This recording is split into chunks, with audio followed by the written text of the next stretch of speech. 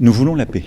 Mais nous ne voulons pas une paix qui soit en effet une capitulation, c'est-à-dire qui mette l'Ukraine dans une situation impossible, qui donne toute liberté à la Russie au fond de continuer, d'aller plus loin, y compris vers d'autres Européens, et mettre notre sécurité à tous en danger. Je pense que c'est une volonté américaine à nouveau d'essayer d'avoir une paix suite à des discussions qui sont tenues avec les Russes. Bon.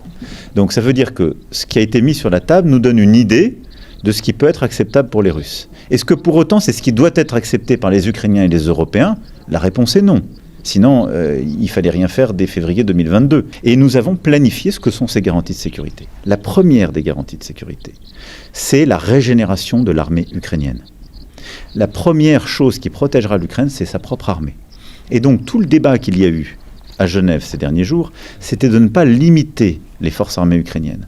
Parce que l'obsession de la Russie, et c'était le cas dans les négociations qu'il y avait à Istanbul au printemps 2022, c'est de dire vous devez avoir une armée qui ne dépasse pas 50, 60 000 hommes.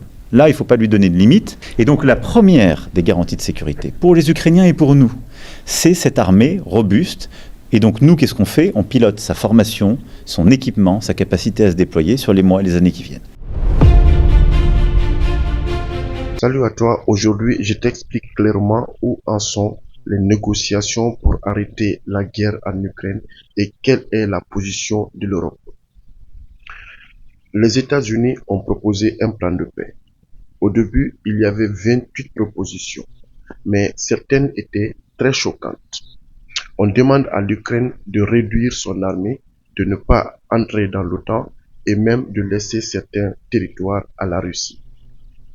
Après de fortes critiques, ce plan a été modifié. Il contient maintenant 19 points. Les demandes les plus dures ont été retirées.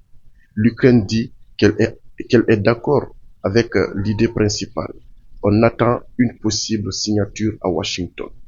Mais attention, la guerre continue sur le terrain. Des bombes ont encore frappé Kiev. L'Ukraine a répondu dans la région de Rostov, en Russie. Donc, même si on parle de paix, les combats ne sont pas encore arrêtés. Donc, et l'Europe dans tout ça? L'Union européenne veut participer aux négociations.